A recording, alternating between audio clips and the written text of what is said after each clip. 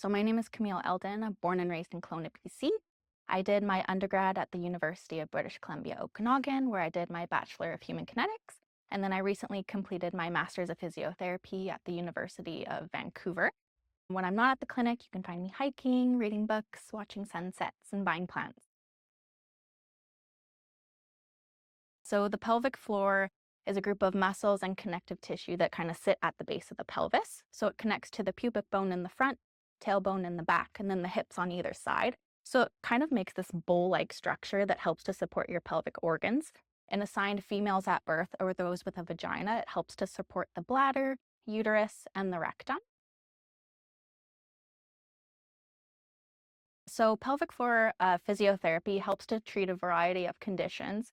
So some of the conditions that we can help treat are like urinary incontinence, prolapse, people who are experiencing any like pain with intercourse or vulvar pain, irritable bowel syndrome, painful periods, and so on. So we see individuals, whether that's prenatal or postpartum. So ideally, the sooner that you can come in to see us, the better. We'll kind of just take a look at head to toe assessment. So just seeing how you move, how you walk, how you breathe. Then we'll take a look at kind of like low back and hip mobility. Pelvic floor is really tied in with your breath. So we'll have a look at how those two are interconnected. But yeah, it's never too early to start training your pelvic floor and getting some more information on how you can better along yourself in your pregnancy journey. There are a lot of things that consist of during the pelvic floor physiotherapy assessment. So one of the first things that we'll do is when you come in, we'll go through your intake form together. So that's just something that I have sent out prior to the appointment just to give you time to fill out all the information. Well, yeah, we'll go through that together. And then if you have any questions for me, I'll answer those there.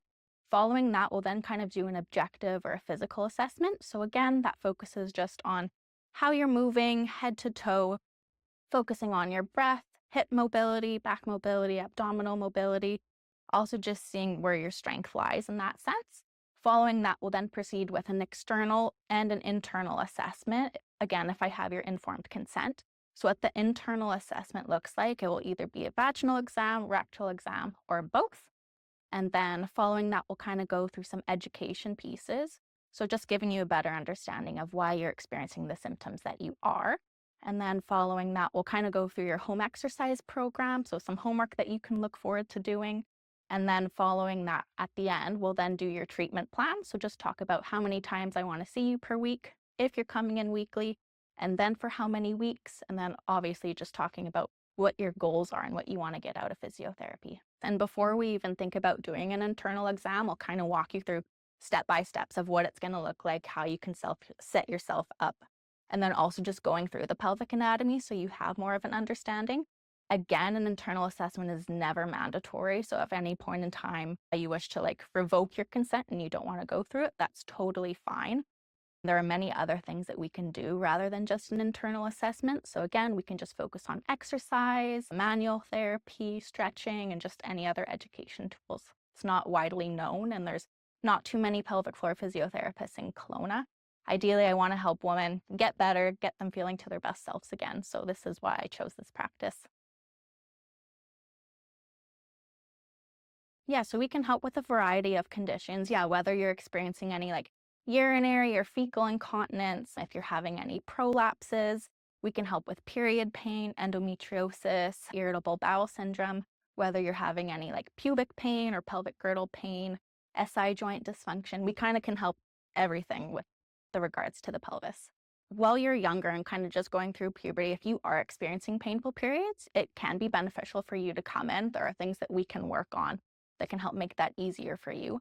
Again, if you feel more comfortable having like parental consent to come in with you just to kind of ease things and make it feel more safe and welcoming, that's totally fine. But it's never too early to start with pelvic floor physiotherapy.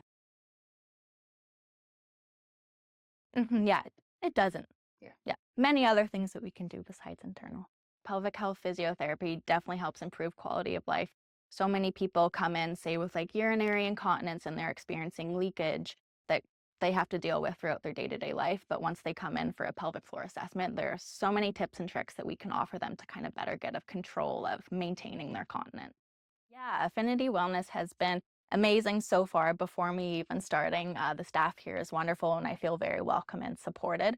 And it's so nice to be in a clinic that has so many different healthcare professionals where if I need help with a certain thing, I can ask someone for assistance, but also just referring within house is amazing. Aside from physio, we have massage therapy, kinesiologists, chiropractors, kin, so it's very helpful just to have everyone in one building. I am, yeah, January 2nd. So you can find me on Instagram at camille.eldonphysio, or you can find me on the Affinity Wellness website as well.